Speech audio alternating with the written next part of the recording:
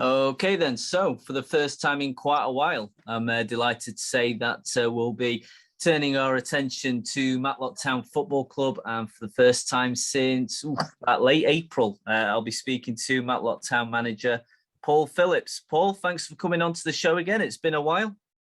No problem, mate. Nice to hear from you. Yeah, you've been in hiding, to be honest. Yeah, yeah, great to have you back on the show. It's been a while since I last spoke to you. And quite a bit's obviously happened since then. So obviously Matlock, they start their pre-season schedule very soon. We'll come on to that specifically with the game against Buxton soon. But first of all, we've made a few signings with the Gladiators. And sort of most notably, I think, just from where I'm looking, we've got two forwards that have been added. So we've got Jake Day and we've got Aaron Apoku as well. Are you satisfied that with those that the issues that you had with the final third that you had at the end of the season, that area of the pitch will certainly be improved with those additions? I think the quality of both of them will bring a lot to the party. For me, Jake, similar to what we had in Liam, big, strong, probably a bit more clinical, I'd say, in front of goal than Liam. So I'm hoping he'll score more goals than Liam. That's no disrespect to Liam, who did ever so well for us. Aaron, big, strong, powerful, runs in behind, fast. Is astounding how fit he is. And I think he'll bring a lot to our game. I think that's one thing we probably missed, people running behind for long time last season.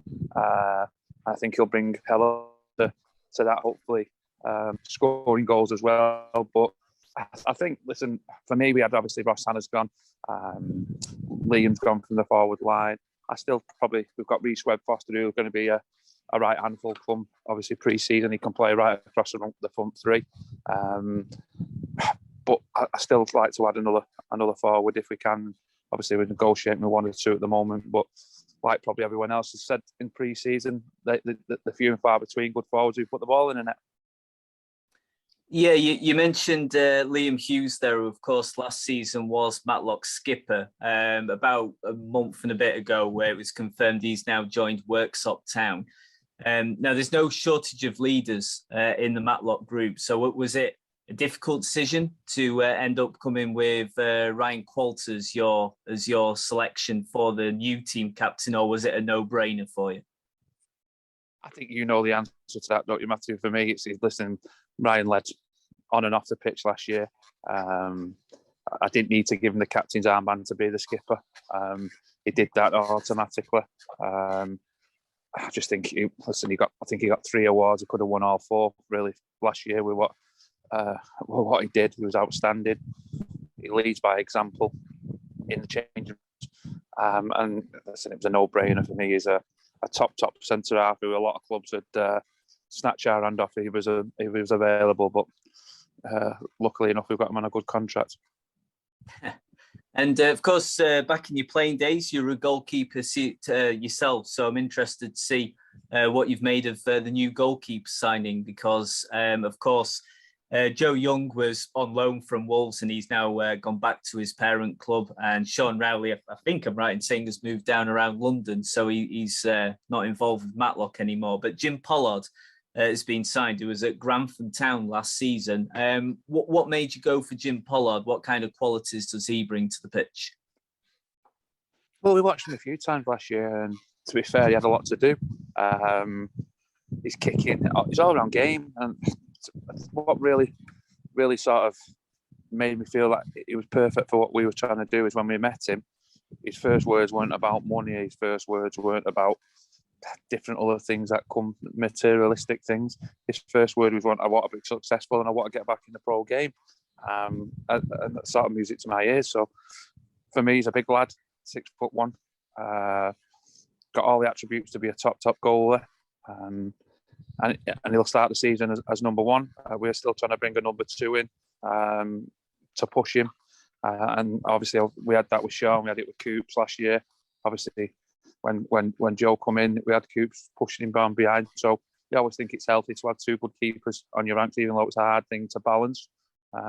But he's a top goalkeeper. So I'm hoping we don't have the same bad luck as we had last year with the goalkeepers, where we went through 5 or 6 of them. Yeah, there were quite a few. Yeah, I was wondering if you were going to get called up for one of the games, Phila. Listen, I'll be perfectly honest. My playing days are well over. That friendly that we played last year when I had to go in, that told me that I had too many kicks in the head throughout the years, Matthew, to go back to playing. Mm-hmm. So now, obviously, I doubt you can go into specifics, of course, at the moment. But what are the chances of 1 or 2 more new signings being announced within the near future for Matlock? I think there'd be 2. I think there'd be a couple more than that, to be honest, with what's happened. Obviously, I did say it to yourself, so I don't want to contradict myself. But we didn't want to bring a lot of players in. But obviously, with people sort of circling round and vultures trying to nick your best players, more players have moved from the club than we expected. So I think there may be 3 or 4 more players coming to the fold rather than the 1 or 2 now. We've done 2 deals over the last couple of days, which will be hopefully announced Friday, Saturday at some point. 2 very good players, young players, hungry players, and I think they would be both exciting players for the club. One was playing for a conference team last year, so I think it's obviously a massive coup for the lads and for the club.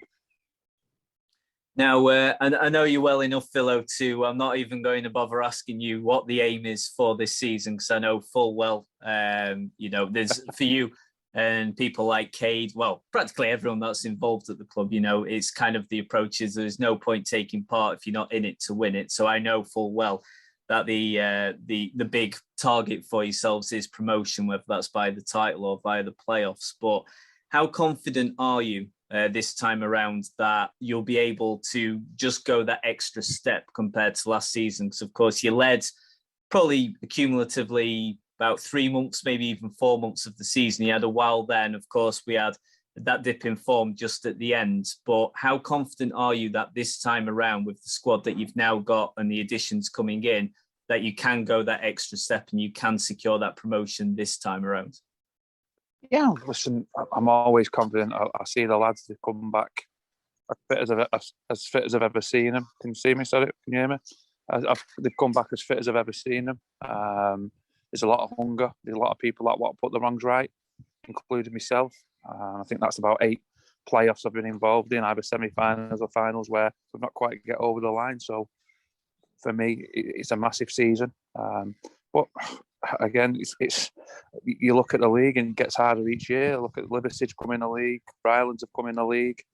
They're going to be spending big money. I've just gone and watched Radcliffe against Rhodes in a pre-season friendly. I went to Ashton last night, and the sums of money that get thrown around is unbelievable. That I don't always come and orchestrate successfully, Matthew, but Nicky Adams has just been playing there. He's been playing in the Football League. So you look at the players that the league's attracting. I think it's going to be the hardest league for a long, long time. But I think the other thing that we've sort of got to shoulder is a lot of expectation, to be honest. Last year was probably a bit of a surprise package. This year, people will want to beat us because we're a bit of a scalp. People do their homework on us because they know we're a good team.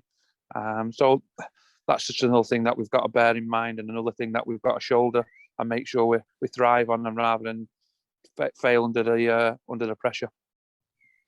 And just finally then, Philo, so when this goes out on air on North Derbyshire Radio, where the Matlock Buxton game at the Tarmac Silverlands will be kicking off in less than an hour. So obviously it's a really... You don't mean literally. You don't mean literally. Yeah.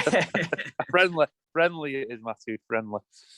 And but we've got a game, well, very shortly after that, within 24 hours, because you're also away at Northwich Victoria as well. Is that just by chance it's just ended up that you've had 2 games in 2 days, or we determined to start the players off with a very tough fitness regime? No, I always wanted to sort of, listen, we've got probably 22 players with us at the moment, so we always wanted to try and give players game. To be fair, we probably wouldn't have played the Buxton game, but we already had the Northwich game, and I didn't want to disrespect them. Dave Hopkins come to us and wanted to do an A6 Cup. The only date they had available was the Friday, which we sort of said that's fine. We'll play that this year at Buxton, next year at Matlock, to try and get people involved, trying to get the crowds in and kick off pre-season well. But obviously, we can't ask the lads to take the workload on playing Friday and Saturday. So you'll probably see different lineups for different games. A lot of players probably getting 60, 70 minutes, other players getting 20, 30 minutes. So I think, listen, it's a good thing. It's a good thing for me because the shape that the lads have come back in, fit as a fiddle, really, really pushing on. I think it's more timing and game time that they need rather than running and sort of track work like we did last night. I think the games will stand them in good stead. So, listen, it's a great game to kick off pre-season, which we've got a lot of exciting games in as well. Yeah, and well, like usual, I said that would be my last question, but I've just thought up of one more. So, so here we go. But last pre-season, I think I'm right in saying you played 9 games and you won 8 of them. Now, I know results aren't the be-all and end-all when it comes to pre-season, but that did culminate in a very, very good start to the league season as well. How key is it that you get some good pre-season results in as well as some good fitness and performances? I just said all along, you never go on a football pitch and don't want to win the game, friendly or none. But you say that we started the season really well. We did after the year cup at Ashton where we didn't turn up. But no, listen, I always want to do that. Listen, I don't have to instill that in the lads. That it's instilled in there, and they want to win every game, as you've seen.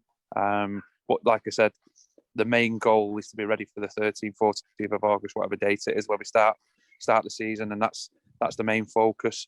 Winning games is always a good habit to be in.